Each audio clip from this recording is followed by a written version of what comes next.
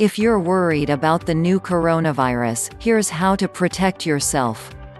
Hand washing your hands is key to avoiding infectious diseases like the new coronavirus. Common signs of infection of the new coronavirus include fever, cough, shortness of breath, and breathing difficulties. The risk of contracting the disease in the U.S. remains low, but if you're worried, there are simple steps to take. Wash your hands, avoid touching your face, and avoid people who are coughing or sneezing. If you've been watching the news lately, you've surely heard about the new coronavirus, a new strain of the virus that's sweeping across China and spreading to other parts of the world. While historically coronaviruses cause little need for alarm, they're usually the culprits behind the common cold. There are 3 strains that have developed in the last 20 years, including this most recent strain, the 2019 nCoV, which are causing serious illnesses, respiratory issues, respiratory failure, and even death. Another example of a serious coronavirus is SARS, but it's important to note that the 2019 nCoV is not the same as SARS. Today, the World Health Organization announced it was declaring a public health emergency of international concern due to the spreading virus. To better prepare yourself, and to keep up to date on what you need to know, we reached out to experts to help shed light on what you can do to protect yourself against the most recent coronavirus. What is the coronavirus? According to the Centers for Disease Control and Prevention (CDC), coronaviruses are a large family of viruses that are common in many different species of animals.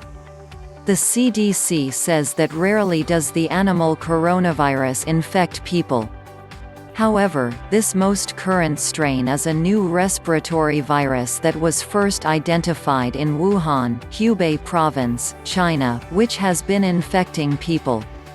The World Health Organization says that common signs of infection include respiratory symptoms like fever, cough, shortness of breath, and breathing difficulties.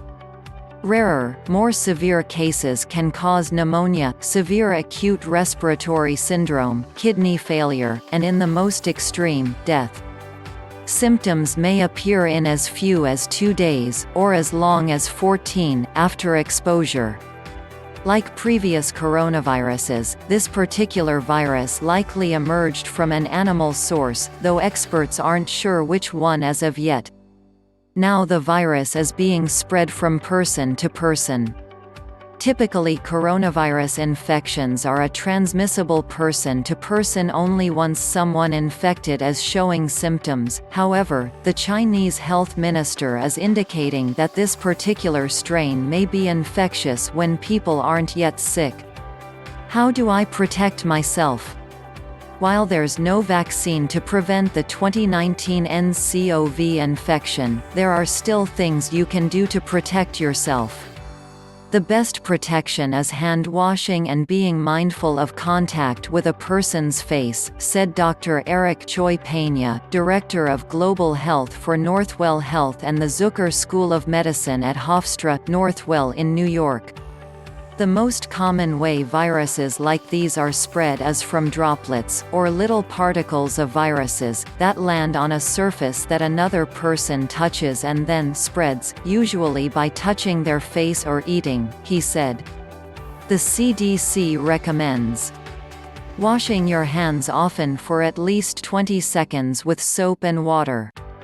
An alcohol-based sanitizer can work in the absence of soap and water. Avoid touching your eyes, nose, and mouth with unwashed hands. Stay home when you're sick. Cover your mouth when you cough, or sneeze with a tissue and throw the tissue in the trash. Clean and disinfect frequently touched objects and surfaces. It's important to note that alcohol-based sanitizers like Purell are helpful, but not a legitimate preventive measure to stop viruses. The CDC says alcohol-based sanitizers can quickly reduce the number of microbes on hands in some situations, but sanitizers do not eliminate all types of germs. Using a hand sanitizer with at least 60% alcohol can help in the absence of soap and water, but it's not a treatment or prevention for viruses. What if you're traveling? At the time, traveling to China is probably ill-advised, said Dr. Teresa Murray Amato, Director of Emergency Medicine, Northwell Health, Long Island Jewish Forest Hills.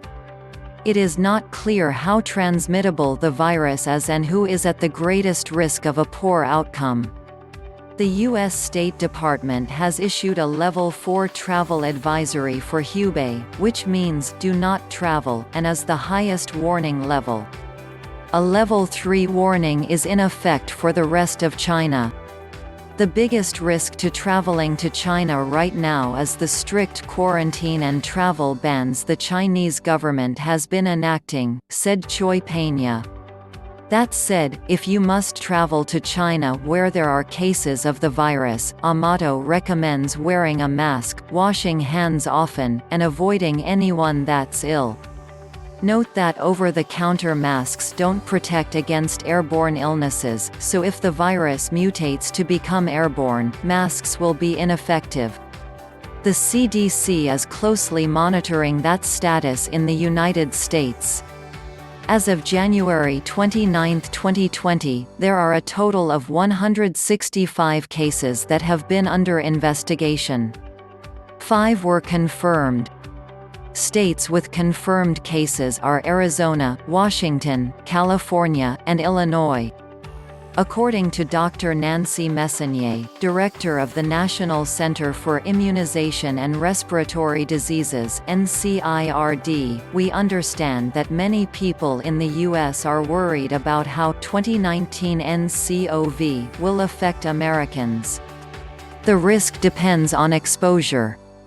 Right now we have a handful of patients with this new virus here in the U.S., however, at this time the virus is not spreading in the community. For that reason, we continue to believe that the immediate risk is low to the American public and the whole world. Thank you for watching my channel.